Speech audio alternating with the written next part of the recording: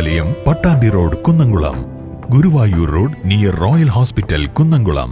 വടക്കാഞ്ചേരിയിലെ യുവാവിന്റെ കൊലപാതകം ഉന്നത അന്വേഷണം ആവശ്യപ്പെട്ട് പൊതുപ്രവർത്തകരും ജനപ്രതിനിധികളും മുഖ്യമന്ത്രിക്ക് പരാതി നൽകി. വടക്കാഞ്ചേരിയിൽ കഴിഞ്ഞ മാസം 25-ന് നടന്ന സംഘർഷത്തിൽ അരിമ്പൂർ ജോസിന്റെ മകൻ സേവ്യർ കൊല്ലപ്പെട്ട സംഭവത്തിൽ ഉന്നതതല അന്വേഷണം ആവശ്യപ്പെട്ട് പൊതുപ്രവർത്തകരും ജനപ്രതിനിധികളും മുഖ്യമന്ത്രിക്ക് പരാതി നൽകി.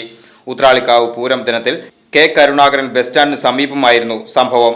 കൊലപാതകം യാദൃശ്ചികമായി സംഭവിച്ച ഒന്നായി കണക്കാക്കാൻ കഴിയില്ലെന്നും വടക്കാഞ്ചേരിയിൽ സജീവമായ മയക്കുമരുന്ന് ഗുണ്ടാ സംഘങ്ങൾ ഇതിൽ പങ്കുണ്ടെന്നും പരാതിയിൽ പറയുന്നു. സേവ്യറിന്റെ കൊലപാതകവുമായി ബന്ധപ്പെട്ട് കൂടുതൽ അക്രമങ്ങൾ ഉണ്ടാകുവാനുള്ള സാധ്യത തള്ളിക്കളയാൻ കഴിയില്ലെന്നും കേരളത്തിലെ മയക്കുമരുന്ന് മാഫിയുമായി ബന്ധപ്പെട്ട കൊലപാതകങ്ങളുടെ പട്ടികയിൽ വടക്കാഞ്ചേരിയിലെ സേവ്യർ കൊലപാതകവും ഉൾപ്പെടുത്തേണ്ടതാണെന്നും പരാതിയിൽ വ്യക്തമാക്കുന്നുണ്ട്.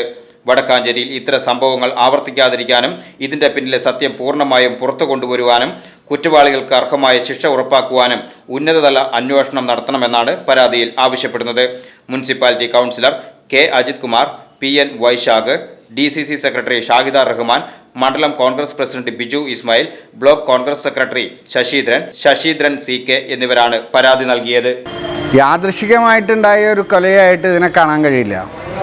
ഇത് വളരെ ആസൂത്രിതമായ ഒരേ പാർട്ടിക്കാരായ ആളുകൾ, ആ പാർട്ടിക്കകത്തുണ്ടായ തർക്കം, അതുപോലെ തന്നെ മയക്കുമരുന്ന് വിൽപ്പനയും മറ്റു അവർ തമ്മിലുള്ള കച്ചവട സംബന്ധമായ തർക്കം കൊലപാതകത്തിൽ കലാശിക്കുകയായിരുന്നു. ഇനിയും വീണ്ടും ഇതുമായി ബന്ധപ്പെട്ട തുടർ കൊലപാതകങ്ങൾ വടക്കാഞ്ചേരിയിൽ ഉണ്ടാകാനുള്ള സാധ്യത വിരളമല്ല.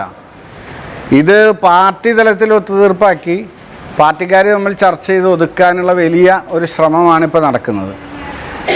കോൺഗ്രസ് പാർട്ടിക്ക് ആവശ്യപ്പെടാനുള്ളത് അടിയന്തരമായ ഇതിലൊരു ഉന്നതതല അന്വേഷണമാണ്. കേരളത്തിൽ ഇപ്പോൾ നടന്നുകൊണ്ടിരിക്കുന്ന കൂട്ടക്കൊലകൾ, മയക്കുമരുന്നും സാമ്പത്തിക പ്രശ്നങ്ങളുമായി ബന്ധപ്പെട്ട കൂട്ടക്കൊലകളും മയക്കുമരുന്നുമായി ബന്ധപ്പെട്ട് സഹോദരിയെ കൊല്ലുക, അമ്മയെ കൊല്ലുക, പിതാവിനെ കൊല്ലുക, അങ്ങനെ നിരന്തരമായി നടക്കുന്ന അതിക്രമങ്ങൾ മയക്കുമരുന്നിൻ്റെ വ്യാപനത്തിൻ്റെ ഭാഗമാണ്. ആ മയക്കുമരുന്ന് തടയുന്നതിൽ ഇടതുപക്ഷ സർക്കാർ പരാജയപ്പെട്ടു. വടക്കാഞ്ചേരിയിലും വലിയ ഒരു മയക്കുമരുന്ന് മാഫിയ ഇതിൻ്റെ പുറകിൽ പ്രവർത്തിക്കുന്നുണ്ട്. ഇനിയും അതിക്രമങ്ങൾ ഉണ്ടാവുന്നുള്ള കാര്യത്തിൽ സംശയമില്ല. അതുകൊണ്ട് തന്നെ ഞങ്ങളിപ്പോൾ മുഖ്യമന്ത്രിക്കും DGPക്കും ഒരു ഉന്നതതല അന്വേഷണം നടത്തുകയും ഇതിൻ്റെ പുറകിലുള്ള കൃത്യമായ സത്യം കൊണ്ടുവന്നുകൊണ്ട് അതിശക്തമായ നടപടി കുറ്റക്കാർക്കെതിരെ സ്വീകരിച്ച് വടക്കാഞ്ചേരിയിൽ ഇനിയുള്ള കാലങ്ങളിൽ ഇത്തരം അതിക്രമങ്ങൾ ഇല്ലാതാക്കുന്ന രീതിയിലുള്ള പ്രവർത്തനങ്ങൾ നടത്തണം എന്നാവശ്യപ്പെട്ടുകൊണ്ടാണ് പരാതി നൽകിയിട്ടുള്ളത്.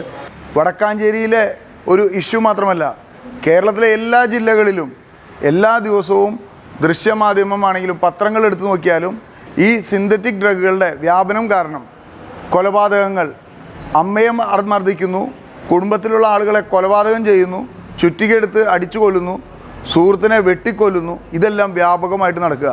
ഇതിൻ്റെയൊക്കെ കാരണം, ഇതിൻ്റെയൊക്കെ പിന്നാമ്പുറം പരിശോധിച്ചാൽ കൃത്യമായി മനസ്സിലാകുന്നത് അത് സിന്തറ്റിക് ഡ്രഗുകളുടെ വ്യാപനം തന്നെയാണ്.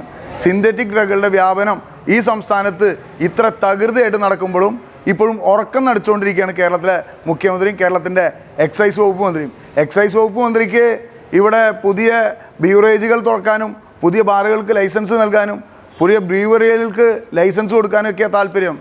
ഇതുപോലെയുള്ള അതിക്രമങ്ങൾ നാട്ടിൽ നടക്കുമ്പോൾ അത് തടയേണ്ട വകുപ്പ് അതൊന്നും ശ്രദ്ധിക്കാതെ വെറും കൈക്കൂലി എങ്ങനെ ഉണ്ടാക്കാം, കാശ് എങ്ങനെ ലഭിക്കുമെന്ന് മാത്രം നോക്കുന്ന ഒരു വകുപ്പായി എക്സൈസ് വകുപ്പും അതിൻ്റെ മന്ത്രി MB രാജേഷും മാറി.